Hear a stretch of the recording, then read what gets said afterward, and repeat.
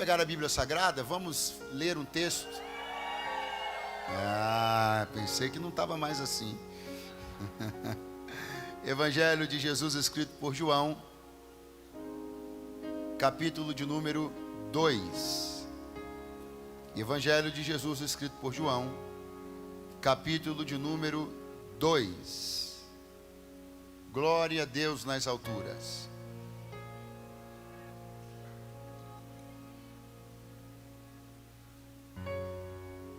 Capítulo 2, Evangelho escrito por João, versículo de número 1. Quem achou, dê um brado bem forte: eu amo a Bíblia. Coisa boa. Está escrito: e ao terceiro dia fizeram-se umas bodas em Caná da Galileia, e estava ali a mãe de Jesus. E também foi convidado Jesus e os seus discípulos para as bodas. E faltando vinho, a mãe de Jesus lhe disse: não tem vinho. Disse-lhe Jesus, mulher, que tenho eu contigo? Ainda não é chegada a minha hora? Sua mãe disse aos serventes: fazei tudo quanto ele vos disser. Estavam ali postas 6 talhas de pedra para as purificações dos judeus, e em cada uma cabiam 2 ou 3 almudes. Disse-lhes Jesus: enchei de água estas talhas. E eles encheram-nas até em cima. E disse-lhes: tirai agora e levai ao mestre-sala. E levaram. E logo que o mestre-sala provou a água feita em vinho, não sabendo de onde viera, se bem que o sabiam os serventes que tinham tirado a água, chamou o mestre-sala ao esposo e disse-lhe: todo homem põe primeiro o vinho bom, e quando já tem bebido bem, então o inferior, mas tu guardaste até agora o bom vinho. Quantos podem dizer amém? Quantos podem dizer graças a Deus? Eu queria, por favor, que você olhasse para alguém bem perto de você e dissesse: no ministério, muito fraco, no ministério de Jesus, tudo começou com transformação.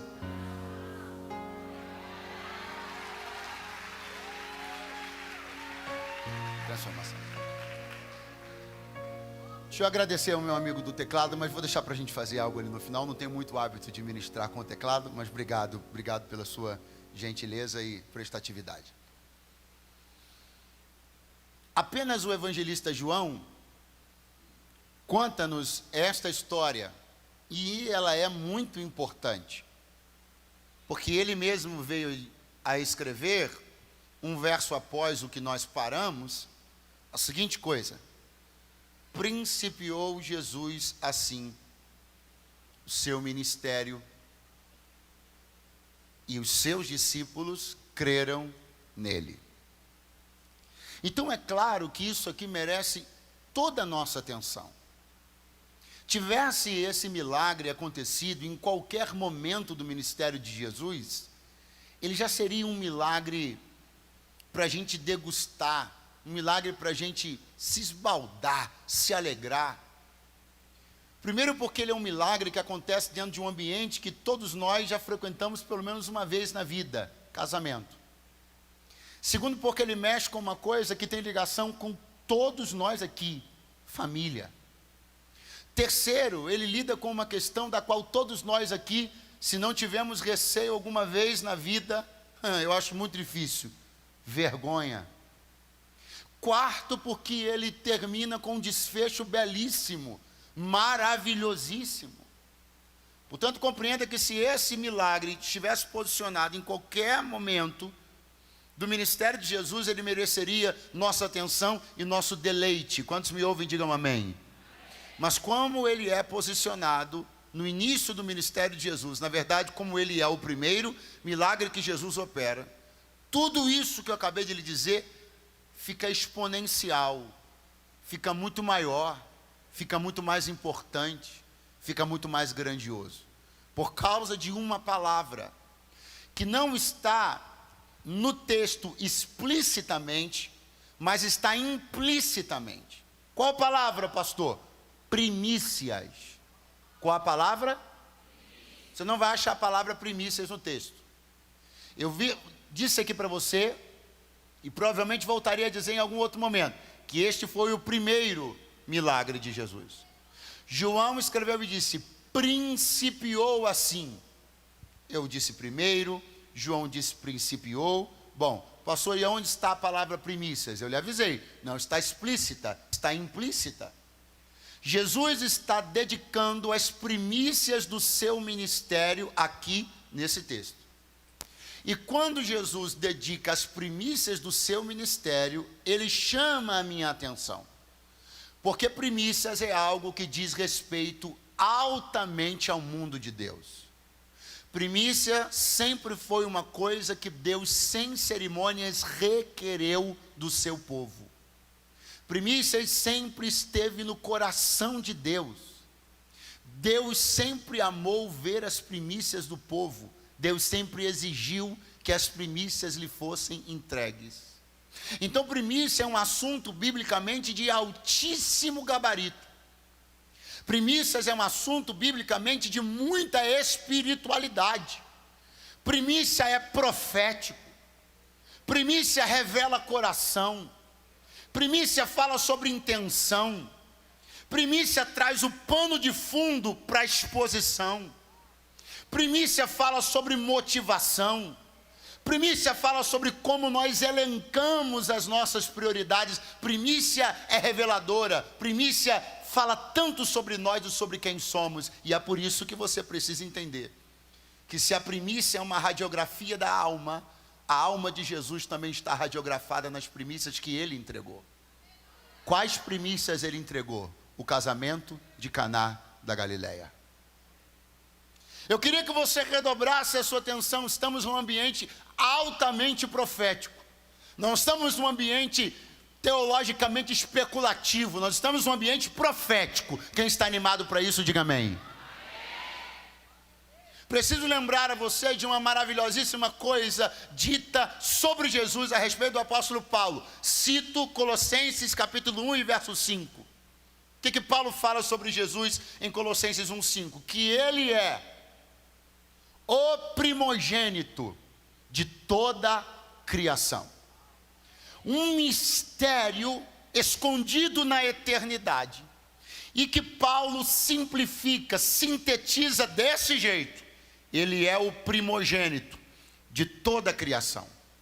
Quando volta para a nossa mensagem dessa noite, uma palavra com esse prefixo, uma palavra que de novo evoca essa ideia de primeiro. Eu posso e preciso chamar toda a sua atenção, porque eu preciso olhar para quem é que está entrando no casamento de Caná. Pergunte quem?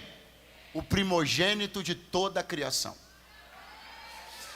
O pessoal do casamento acha que é o filho da irmã Maria, mas eu e você já sabemos que quem está entrando no casamento de Caná da Galileia é o primogênito de toda a criação. Ele não está sendo servido de uma maneira melhor que os outros. Ele não recebe tratamento distinto. Ele não está sendo adorado, não está sendo reverenciado. Nenhuma cadeira especial vão lhe dar. Ele está lá como um convidado qualquer, está lá como uma pessoa qualquer, mas eu e você já sabemos que ele não é qualquer pessoa.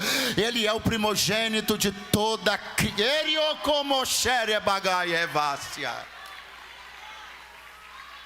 Agora, por favor, não vá embora, fique aqui, estamos montando algo muito belo e muito profético. Porque então estou entendendo que quem está entrando nesse casamento não é só o filho da irmã Maria, é o primogênito de toda a criação. O que a Bíblia fala sobre ser primogênito de toda a criação? Que as coisas todas foram criadas a partir dele. O apóstolo João escreve no primeiro capítulo um tratado teológico sobre a criação, sobre a cristologia, maravilhoso, quando ele diz: ele estava no princípio com Deus. Ele está dizendo para nós que tudo que foi feito teve a participação ativa de Cristo Jesus. Ele estava no princípio. Acorde o seu vizinho que ele dormiu. Diga, ele estava no princípio. Pastor, quando ele estava lá? Ele estava lá quando o Pai disse, haja luz, e houve luz. Ele estava lá quando o Pai determinou separação entre luz e trevas. Ele estava lá quando o Pai decidiu criar a coroa da criação, o homem. Ele estava lá quando foi criada a mulher. Ele estava lá quando o Pai disse para o homem e para a mulher, passeiem e usufruam de tudo, exceto de um único fruto, da árvore da ciência do bem e do mal, porque no dia que vocês fizerem isso, vocês vão morrer. Ele estava lá, quem está me acompanhando, diga amém. Ele estava lá quando a serpente ilude Eva, Eva come o fruto, dado o fruto para Adão, que come também, ambos caem, ambos pecam. Ele estava lá quando a primeira grande profecia sobre Cristo Jesus é dada ainda no Gênesis, quando Deus diz para Eva, tua semente terá inimizade com a semente da serpente, mas a tua semente esmagará a cabeça da serpente. Ele estava lá e viu um casal caído, ele estava lá e viu um casal envergonhado. Eu preciso que você comece a entrar. Ele estava lá, quem? Esse aqui de João 2, ele estava lá e viu um casal caído, ele estava lá e viu um casal envergonhado, ele estava lá e viu o diabo envergonhar uma família, ele estava lá e viu Satanás iludir uma mulher e um homem, ele estava lá e viu o homem tentando tampar sua vergonha com esforços naturais, ele estava lá, até que um dia, Isaías fala de maneira profética sobre este dia. Isaías fala, quem enviarei e quem há de ir por nós? Naquele dia onde os céus decidem, o Pai, o Filho e o Espírito Santo decidem que ele que estava lá no Gênesis, ele viria a esta terra. Ele nasce lá numa manjedoura e 30 anos depois o Pai lhe diz, começa o ministério agora, meu filho. E aonde é que ele vai escolher começar o ministério? Com uma família envergonhada, um casal envergonhado, porque ele estava em Gênesis, mas também está em João. Ele é aquele que remove a culpa, tira a vergonha. Ele é o primogênito de toda a criação. Oh, aleluia! Pegue a mão de alguém que está do seu lado e diga, sabe por quê? A vergonha não vai vencer. Sabe por que não haverá vergonha na sua casa? Porque Deus é especialista desde Gênesis a João 2, o primogênito de toda a criação, está arrancando vergonha de dentro de casamento, de dentro de famílias, do meio de filhos, do meio de ministérios. Ele que estava em Gênesis está em João 2, o de João 2 está aqui e me trouxe para te dizer, não haverá vergonha.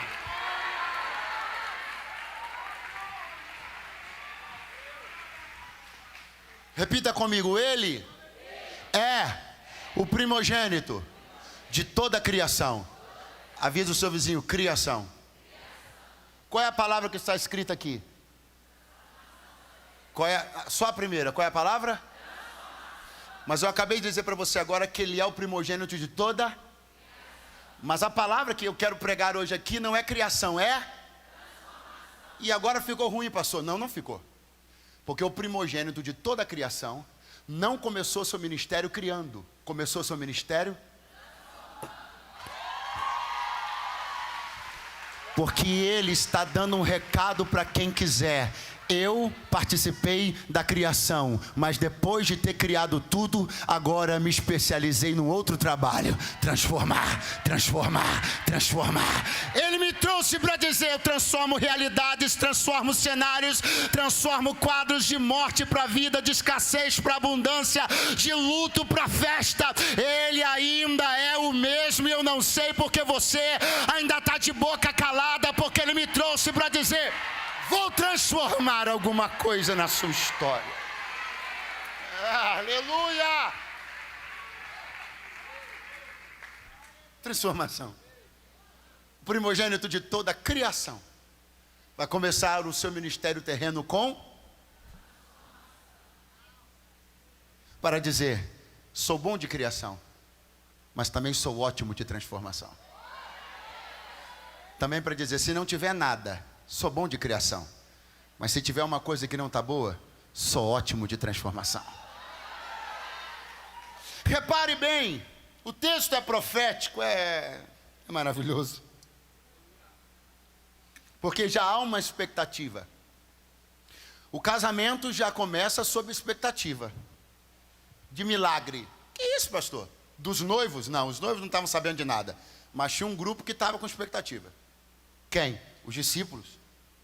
Por quê? Por causa do texto que vem imediatamente anterior a esse. Qual? O do encontro de Jesus com Natanael. Redobre sua atenção.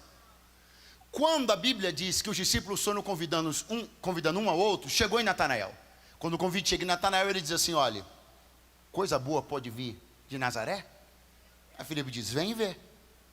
Aí foi lá, eles chegando com Natanael, Jesus olhou de longe e disse assim: aí ó, lá vem um israelita verdadeiro, em que não há dolo, comprometido com a lei, cara certinho, organizado, faz tudo bonito. Aí ele assustou. Jesus disse: ué, tu assustou? Você acha que eu não vi você antes de Filipe te encontrar? Eu não vi você debaixo da figueira? Aí ele assustou mais ainda. Aí Jesus disse: você não precisa ficar assustado não, porque daqui por diante, eu amo isso aqui, gente. Isso aqui é o tipo de coisa que tem que deixar a gente, o nível de expectativa tem que transicionar na hora. Jesus olha e diz: daqui em diante, vocês vão ver o céu aberto.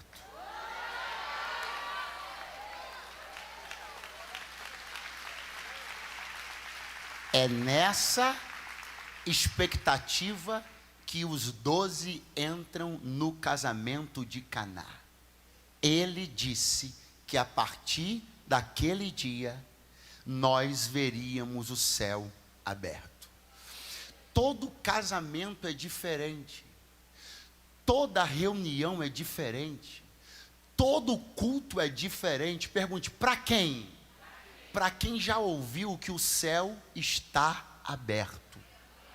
Quando eu ouço que a temporada de céus abertos começou, nenhum encontro social meu é mais o mesmo. Quando eu ouço que a temporada dos céus abertos começou, eu estou entendendo que encontro-me na iminência de ser experiência de Deus em alguma área ou setor. Eu entro no ônibus, entro no trem, eu entro no Uber, eu pego um carro e eu sei que a qualquer momento Deus vai fazer alguma coisa. Por quê? Porque ele disse: a partir de agora os céus estão abertos. Eu tenho uma notícia para dar: redobre a sua expectativa, aumente o nível da sua fé, permita-se ter aqueles arrepios gostosos, porque assim te diz o Senhor: nós estamos numa nova temporada, céus abertos sobre a nossa cabeça. Pastor, a que horas Deus vai fazer? A qualquer hora. Qual é o tempo que Deus vai mover? A qualquer tempo. Quando você menos esperar, Deus vem, muda tudo e faz tudo, porque estamos sobre céus abertos. Oh glória, céu aberto.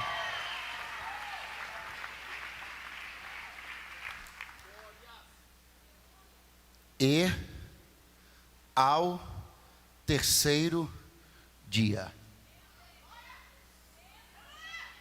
Eu fico impressionado como a gente passa às vezes tanto tempo lendo a Bíblia como fosse gibi do Batman, da Mônica. Inclusive eu, porque eu já li esse texto centenas de vezes. Mas foi só semana passada que eu me permiti fazer uma pergunta: por que João escreveu que as bodas de Caná aconteceram no terceiro dia? Para quê? Se não há nenhuma informação da correlação desse dia com nenhum outro. Ele está falando o terceiro dia em relação a quê? Para que ele está me dizendo que o primeiro milagre de Jesus? Por que João está me dizendo que o primeiro milagre de Jesus aconteceu num terceiro dia? Por que João está me dizendo, se você for embora, volte agora. Por que João está fazendo questão de me dizer que ele começou o seu ministério num terceiro dia? Primeiro, ele deve estar querendo me dizer que Jesus começou do jeito que terminou. Você foi embora, mas eu vou te dar outra chance. Ele deve estar querendo dizer que Jesus começou do jeito que terminou. Porque o ministério de Jesus começou num terceiro dia e terminou num terceiro dia também. Mas só que eu preciso entender que quando eu olho para todo o texto das bodas de Caná, é óbvio que, como todo leitor da Bíblia que está lendo os milagres de Jesus, a minha expectativa é tomar posse daquilo para mim, sim ou não? Sim ou não? Óbvio, eu leio os milagres da Bíblia, eu leio as coisas que Jesus fez, o meu sentimento é de apropriação. Eu quero a fé do Bartimeu, eu quero o toque inusitado da mulher do fluxo de sangue, eu quero receber o que eles receberam. Eu leio a Bíblia no sentimento de apropriação. Porém, ainda que no sentimento de apropriação, a minha razão está trabalhando e eu sei que quem tocou na orla do manto de Jesus foi a mulher do fluxo de sangue. Quem clamou, filho de Davi, tenha misericórdia de mim, foi o cego de Jericó. Quem teve a água transformada em vinho foi o casal de Caná da Galileia. Pastor, isso não é encorajador. É sim. Porque embora eu saiba que estes personagens foram aqueles que originalmente experimentaram esses milagres, eu posso me apropriar. Sobretudo quando eu olho João escrevendo que o milagre das bodas de Caná aconteceu num terceiro dia. Aí eu preciso te dizer que esse terceiro dia de João 2 não tem nada a ver comigo, não tem nada a ver com você, não tem nada a ver com a sua família, não tem nada a ver com a minha família, não tem nada a ver com o meu casamento, não tem nada a ver com o seu casamento. O terceiro dia de João 2 é sobre Caná, a família de Caná e o casal de Caná. Mas ainda bem que eles tiveram o terceiro dia da vitória deles, mas nós tivemos o terceiro dia da nossa vitória. Enquanto você levanta a mão mais alto que você puder, assim te diz o Senhor. Eles tiveram o terceiro dia deles, para a vitória deles, mas você também teve um terceiro dia que eu dediquei só para a tua casa, só para a tua vida. Quando a morte não me segurou no sepulcro e no domingo de manhã eu levantei para você levantar. Venci para você vencer. Oh glória! Bendito o nome daquele que vive e reina para sempre. Acabou o vinho. Não antes de que a Bíblia diga para nós: fizeram-se umas bodas. Repita comigo: fizeram-se umas bodas.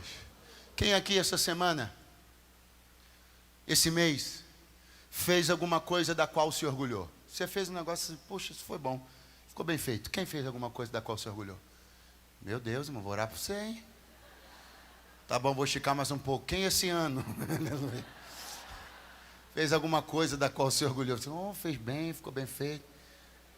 Melhorou um bocadinho. Então, desde 2018, fizeram. Porque a gente está fazendo coisas o tempo inteiro. Umas saem muito boas, outras nem tão boas. Mas o fato é que nós estamos exercendo nossa capacidade de fazer o tempo inteiro. E o fato é que é maravilhoso fazer. O fato é que é gostoso fazer. O fato é que fazer prova nossa habilidade, competência, capacidade. É muito bom fazer as coisas bem feitas. E João está dizendo, eles fizeram. E quando João diz eles fizeram, fizeram-se umas bodas, leia-se, compreenda-se, adornaram. Leia-se, compreenda-se, enfeitaram. Leia-se, compreenda-se, compraram as coisas, elaboraram os convites, mandaram os convites, puseram lá talvez um tapete, encomendaram o vestido da noiva. Tudo sobre o que eles fizeram. João está dizendo, o verbo fazer está aqui em todo o casamento. Você olha para uma flor e você vê, para um arranjo você vê, alguém fez. Você olha para uma coisa ajeitada e você pensa, alguém fez. Um convite, né, que não tinha impressora, um convite que alguém com uma caligrafia bonita escreveu. Aí você olhava o convite e dizia, alguém fez. A feitura do homem, o fazer do homem, a capacidade do homem de realizar permeia todo o casamento. Mas não é em nenhum momento onde ninguém do casamento está realizando sua capacidade de fazer que Jesus entra. Jesus só entra quando João escreve, acabou o vinho. Sabe o que é maravilhoso? Quase não há espaço para Deus aparecer enquanto nós estamos fazendo. Mas quando falta, quando acaba, quando dá errado, quando somos surpreendidos, é a lacuna perfeita para que Ele se revele. Eu quero que alguém me compreenda na noite deste dia de sábado. Era necessário, porque você estava num desempenho tão primoroso, numa performance tão excelente, que já não cabia mais Deus na sua vida. Foi necessário, porque você estava tão performático, tão perfeccionista, tão adorador e cultuador de suas próprias obras, que já não havia mais tempo nem espaço para Deus da sua vida. Você olhava seu marido e enxergava ele como um provedor infalível. Ele olhava para você e te enxergava como uma auxiliadora perfeita. Tudo estava muito bem nas suas feituras e realizações, e Jesus sentado num lugar qualquer, destinado a uma posição qualquer. Mas quando acabou, a glória foi dada a Ele. Quando faltou, o lugar que era dele foi dado para Ele. Eu vim de Deus dizer para alguém: foi constrangedor, foi desagradável, mas ainda bem, porque foi a porta pela qual Ele entrou e se revelou na sua história.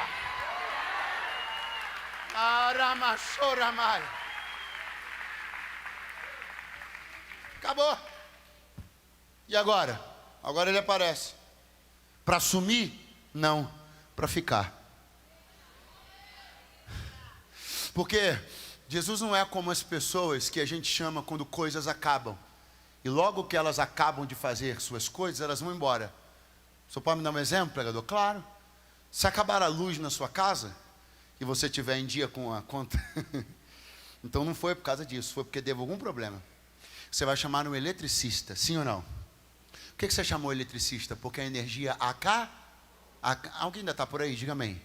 Vai chamar o eletricista porque a energia ele vai entrar, vai te perguntar onde é o quadro de força, vai até lá, vai abrir sua mala de ferramentas, mexer numa coisa, mexer em outra, dar uma parafusada aqui, uma parafusada lá, pegar uns instrumentos, medir um negócio ou outro, daqui a pouco a energia volta. Quando a energia voltar, você vai pagar ele e ele vai embora. Por que você vai mandar ele embora? Porque você vai abrir a porta e ele vai embora. Por que ele não vai ficar? Porque uma coisa tinha acabado. O que? A energia. Quando ele resolve o que acabou, ele já pode ir embora. Eu poderia continuar dando exemplos, poderia falar do encanador, poderia falar de tantas outras pessoas que nós chamamos para resolver faltas pontuais. Quando ele resolve aquilo que estava fazendo falta, ele vai embora, porque ele não faz falta. Mas com Jesus não é assim. Não, ele até entra em ocasião de uma falta nossa, mas daí ele supre a falta, e a gente não deixa ele ir embora, porque a gente percebe que ele entrou por causa de uma falta, mas aquilo que a gente mais tem falta de verdade é da presença dele. Tira 5 segundos para você que não vai deixar ele embora da tua vida, glorificar e bendizer ao nome dele. Oh, glória!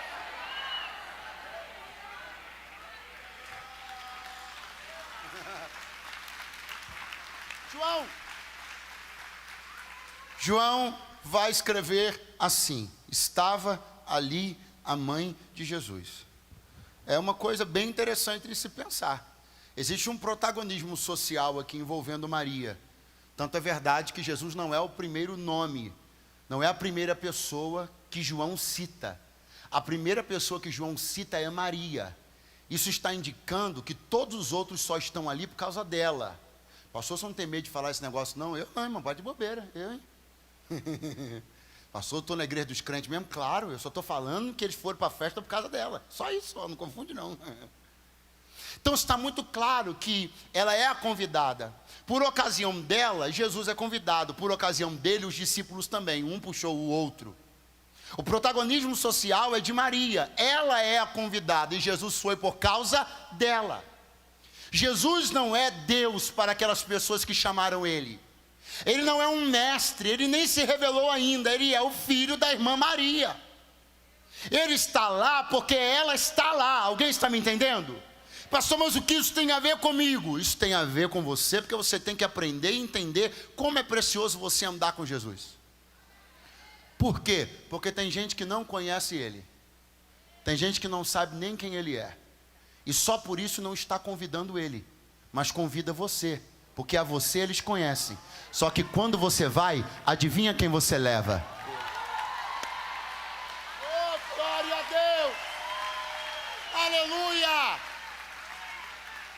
pessoas que estão resistentes a Deus, mas não são resistentes a você. Elas levam você e você leva, adivinha quem? Deus. Oh glória. Quantos podem dizer aleluia esta noite? Olhe, porque eu já não demoro, mas atenção. João escreve: estavam ali 6 talhas de pedra para a purificação dos judeus. E agora, essas 6 talhas de pedra vão entrar em cena, porque é através delas que Jesus vai fazer o milagre da transformação da água em vinho. Como? Dando uma ordem. Jesus diz aos serventes da festa: encham as talhas de água. Quantas talhas? 6. Quantas talhas? 6. Porque as talhas estavam ali por um rito judaico, preste atenção. Porque as talhas estavam ali por uma liturgia da lei. Então elas estavam ali para cumprir um papel que diz respeito à lei, diz respeito aos costumes. São 6 talhas e há uma mensagem, há um código que João está escrevendo para os judeus. E há um código que João está escrevendo para os gregos. Muita atenção, isso é muito importante. O código que João escreve para os judeus é dizer: são 6 talhas. Todo judeu sabe que o número da perfeição não é o 6, é o 7. Então quando João aponta 6 talhas, João está apontando um ambiente de imperfeição. E aonde o ambiente de imperfeição está? Na lei, no rito. João está dizendo: veja como o rito é imperfeito. Veja como a lei é imperfeita. Ela não é 7, ela é 6. O que está dentro dela não resolve a festa, mas a nova aliança no sangue, no vinho, vai resolver a festa. Porque o que a lei não resolveu, a graça resolve. Mas por que a mensagem é direcionada também aos gregos? Por causa da mitologia deles. Porque na mitologia dos gregos há histórias que dão conta de que também seus deuses eram capazes de transformar água em vinho. Histórias que dão conta de que se pense, de que se sonhe, de que se ache, de que talvez, de que aconteça, de que o pai contou para o filho, e o filho contou para o filho, e um contou para o outro e ninguém nunca viu nada. Um contou para o outro contou para um e ninguém nunca testemunhou. O que João está escrevendo, os gregos vão entender. Eles estão dizendo: o que vocês só sonham, o que vocês contam nas histórias um para os outros há milênios, o que só está escrito na mitologia de vocês aconteceu numa festa e eu estava lá. Aquilo que para vocês é só historinha, para nós é realidade. Aquilo que para vocês é folclore e mitologia, para a gente é milagre que a gente vive todo dia. Eu tenho uma coisa para você: levantar o teu espírito, a tua alma na noite, decidir o quê? O que você vive é verdade, o que você prega é verdade. Empunhe essa espada com mais autoridade, olhe para a vida com mais certeza, pise no chão com mais autoridade. Você não é um contador de histórias, você não é um acumulador de mitologias, você é um pregador da verdade, vive a verdade, milagre é verdade para você. Oh, aleluia! Jesus vai olhar para eles e vai dizer assim: encham as talhas de água. Jesus diz: encham as talhas de água. Quem é ele? O filho da Maria. O filho da Maria, no meio da festa, olha para os serventes e, como quem tem algum tipo de autoridade sobre eles, olha para eles e diz: enchei de água as talhas. Aí de repente tem um ponto no verso 7, logo depois está escrito, já estou concluindo: e encheram-nas até em cima. Isso aqui é maravilhoso, porque isso aqui fala de ordem recebida e ordem executada. A ordem recebida foi: encham as talhas. A forma como eles executaram a ordem: encheram até em cima. Porque muitas vezes alguém até se dispõe a acatar uma ordem. Ok, não vou deixar esse cara sem graça. Tudo bem, Dona Maria é tão legal, falou para fazer tudo que ele pedisse. Ok, vamos encher. Mas como assim? Encher até em cima? Não, ele mandou encher, bota 1/3 e está valendo. Ele mandou encher, bota metade e está ok. Só que eles se dispuseram a cumprir a ordem até o final, e de maneira integral. Porque muito me assusta, se nós já tomamos a mais difícil decisão, qual? Obedecer. Por que então obedecer em partes? Não existe uma obediência partidária, não existe a fração da obediência, ou é obediência ou é desobediência. Deus me trouxe para dizer, já que você começou, enche até em cima. Não, o pessoal do Glória a Deus, aleluia, só vai vir no outro culto ou veio hoje? Porque veja, você atendeu a um chamado, você veio até aqui. Então o que você vai fazer agora? Vai botar 3 dedinhos de água dentro desse cântaro aí? É isso mesmo? Você se arrumou, produziu, pagou inscrição, veio pra cá. Aí vai vir agora para ficar aí com medo de borrar essa maquiagem? Ah não, Deus me trouxe para dizer, se você atendeu a minha voz, enche até em si. Acorda alguém que está do teu lado, diz para ele, só vale se for até em cima, só vale se for até em cima. Até em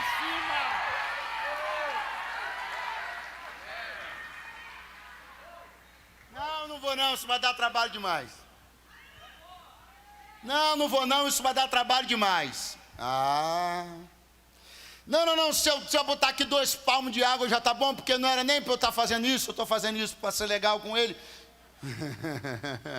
Olha que você não entendeu uma coisa, mas ainda bem que está escrito e eu vou pregar. O que, pastor? O que está escrito aqui, ó. Olha o que Jesus falou para os mesmos. Quais mesmos, pastor?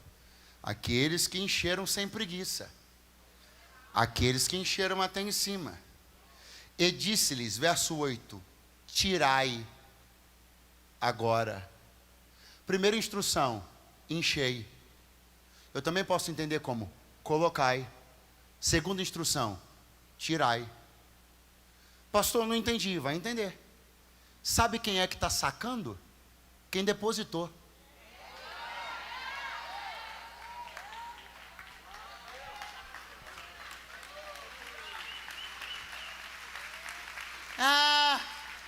Tem muita coisa para eu fazer, uma vida muito assoberbada, tem muitas tarefas, minha vida é uma loucura, não tem tempo que esses crentes têm que ficar na igreja inteira não, pastor.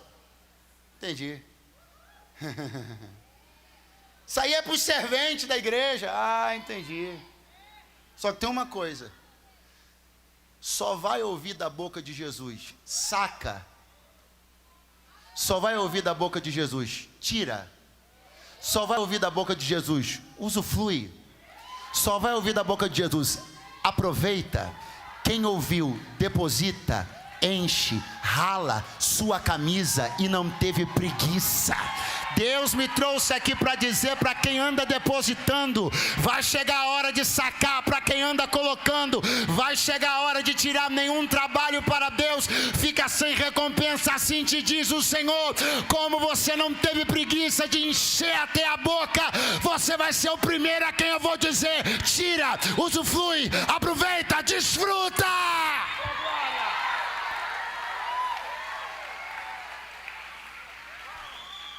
Fala para o seu vizinho, não foi o noivo. Muito fraco. Não foi o noivo, nem a noiva, nem o mestre-sala, nem Maria, nem os discípulos, os primeiros a ver a transformação. Pergunte, quem foi? Os serventes.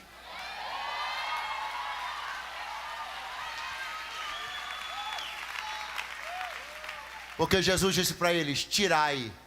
Eles pegaram uma caneca, é simples isso aqui. Pegaram uma caneca, quando eles sobem com a caneca,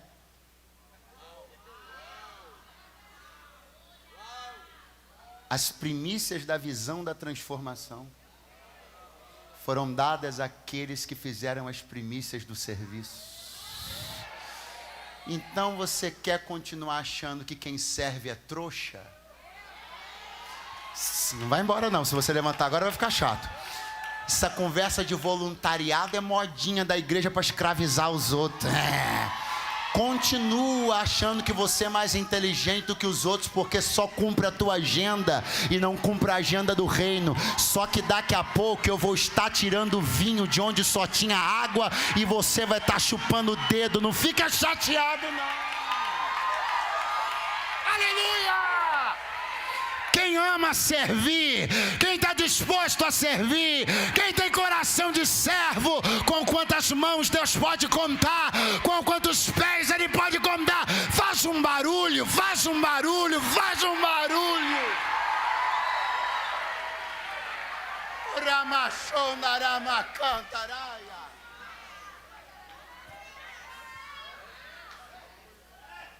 Água transformada em vinho. Água transformada em vinho. Mas não toda a água.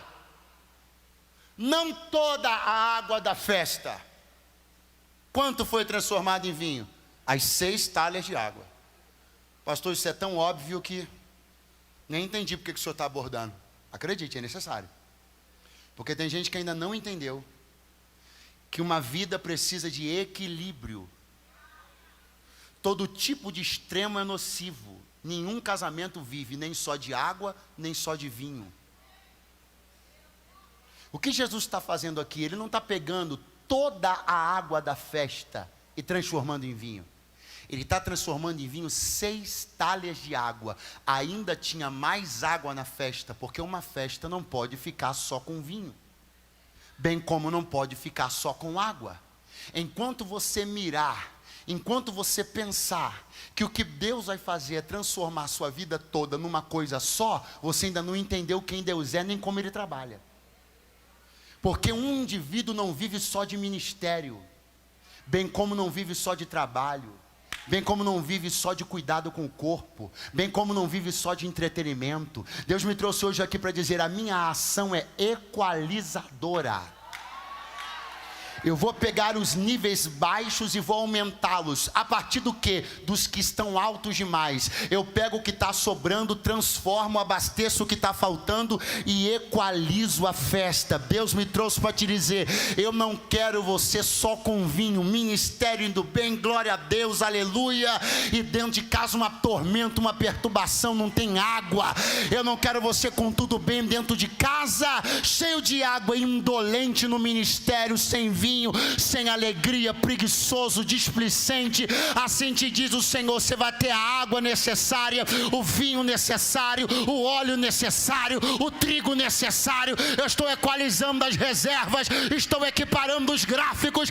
Eu não trabalho com discrepâncias nem desproporcionalidades. Eu estou botando a casa em ordem. Glória.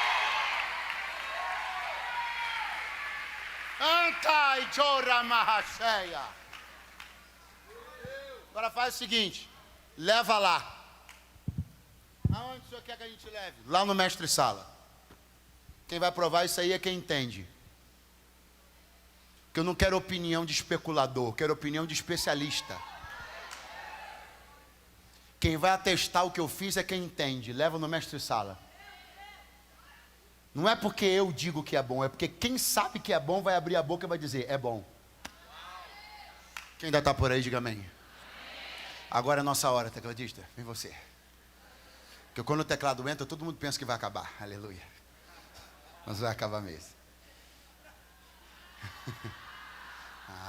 Aqui o próximo pregador já me olhando aqui com o relógio aqui, ó. Brincadeira. Escute. A Bíblia está dizendo que Jesus vai dizer: leva ao mestre sala. O mestre sala vai pegar, vai provar e vai dizer assim: chama o noivo aqui. Olha para alguém que está do teu lado, mas sem que você confesse. Se for sem fé, não fala não. Mas se tiver fé, fala para ele assim: ó, vai chegar um convite para você. Alguém vai mandar chamar você. Porque alguém não vai entender uma coisa.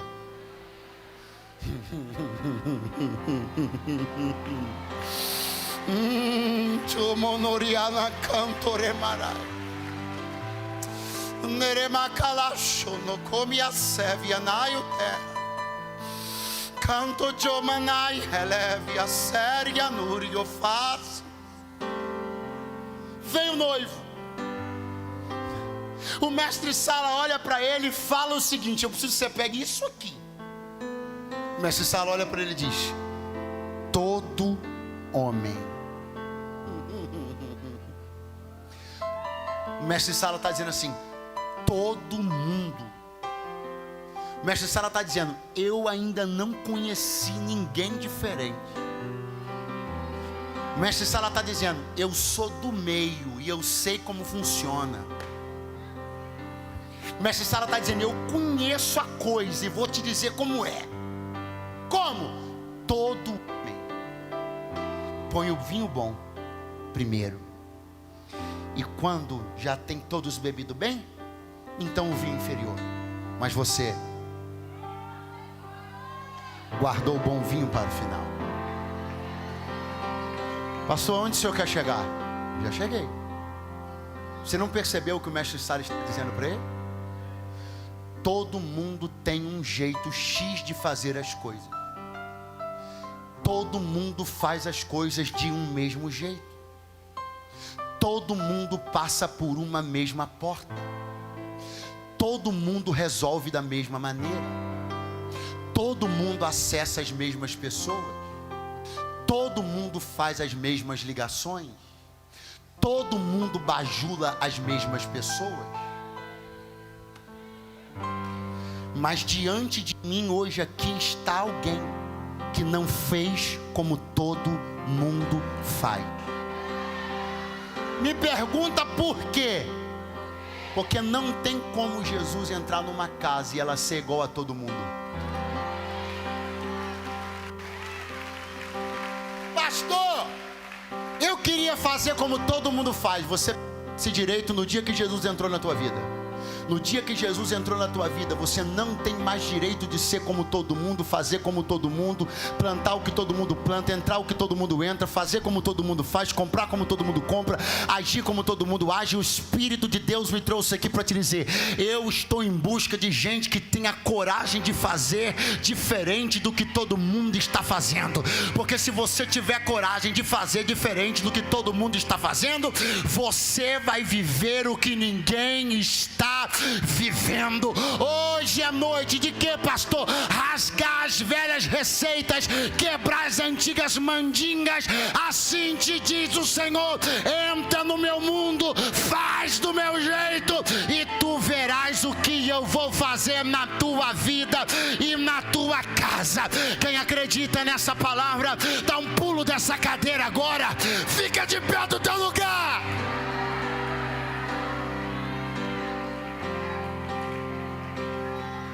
Tua mãe disse para você uma coisa a vida inteira.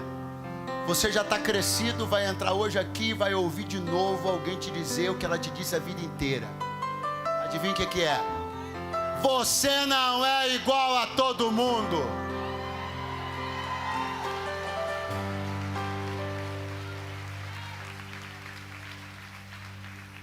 Sabe quem é profeticamente o personagem equivalente ao mestre Sala no Antigo Testamento? Presta atenção. Quem é profeticamente o personagem que se equivale ao mestre Sala? O mestre Sala de João 2. Quem é ele profeticamente? A quem ele se equivale? Nem reencarnação não, irmão. A quem ele se equivale tipologicamente no Antigo Testamento? Pergunte: quem? O chefe dos eunucos da história de Daniel. Você não percebeu? A mesma coisa. É um especialista que está acostumado a ver todo mundo fazer as coisas do mesmo jeito e que se surpreende diante de alguém que fez diferente e deu certo.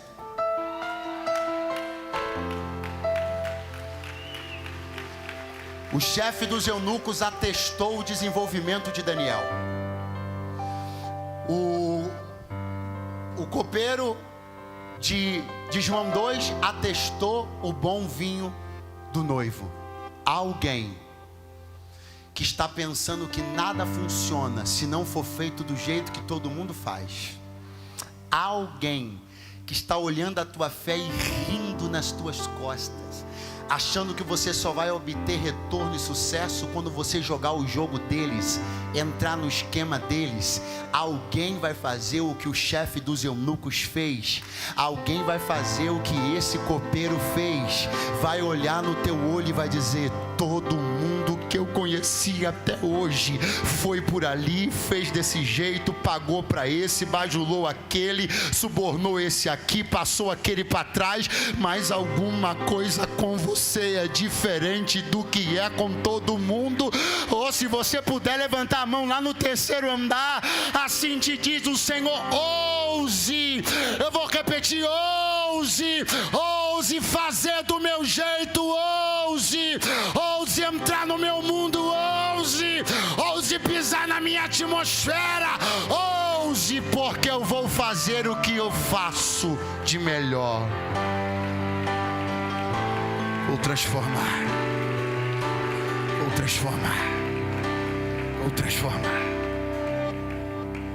Pastor, eu preciso esta noite do que você precisa. Eu preciso nessa noite receber uma graça de Deus, receber poder de Deus. Para quê? Para ter a coragem, porque eu sinto que Deus quer que eu faça as coisas de um jeito, mas pastor, não conheço ninguém que faz assim.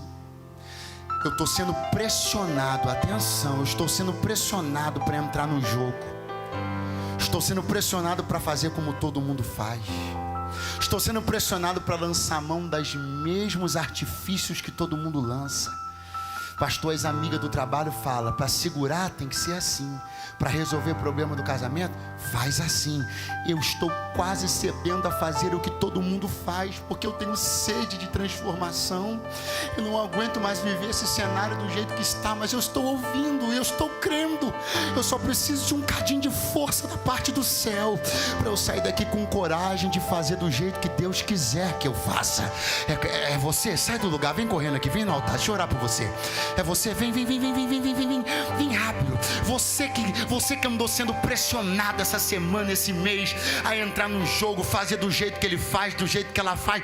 Você quase cedeu, quase caiu, quase assinou, quase dançou a música deles, mas Deus te trouxe para dizer: vai ser do meu jeito, eu vou restaurar do meu jeito, eu vou transformar do meu jeito, vou avivar do meu jeito, eu vou sacudir do meu jeito, vai prosperar do meu jeito, vai crescer do meu jeito, vai sair da falência do meu jeito. Deus de vida, de vitória, vem vindo sintonizado no Espírito Santo, vem vindo sintonizado no Espírito, vem vindo sintonizado no Espírito, vem. a sua história, hoje aqui. Quem faz é Ele, quem transforma é Ele. Deus de vida, de vitória, Jeová. Deus de paz, Deus de glória, Jeová. Vai mudar a sua história, hoje aqui.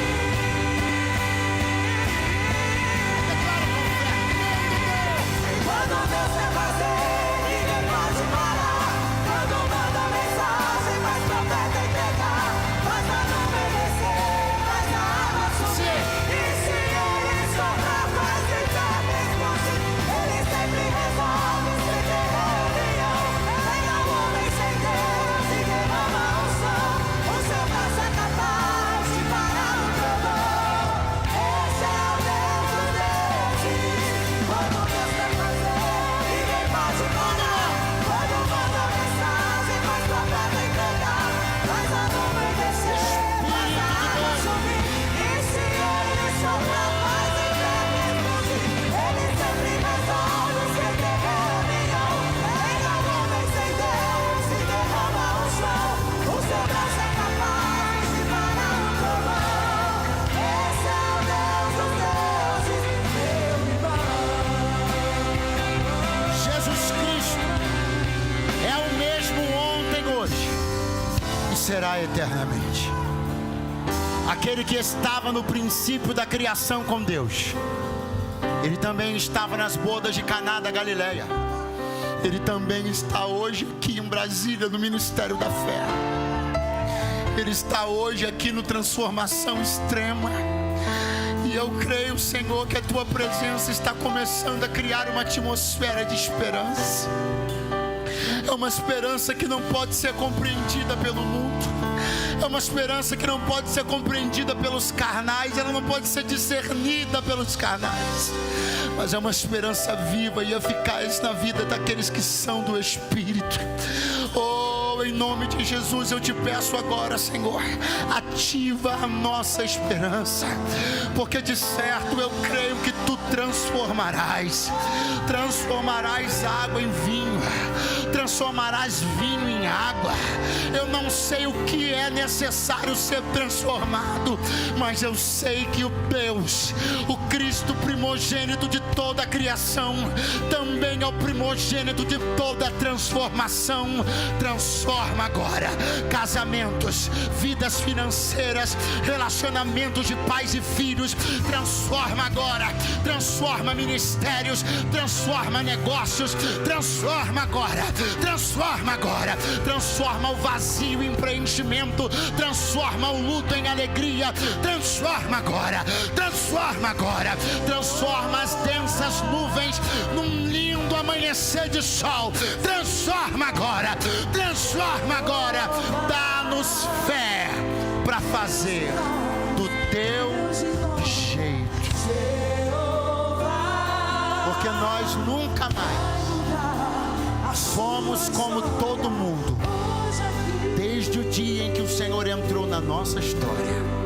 Seja o Senhor louvado por isso, em nome de Jesus, amém, e graças a Deus.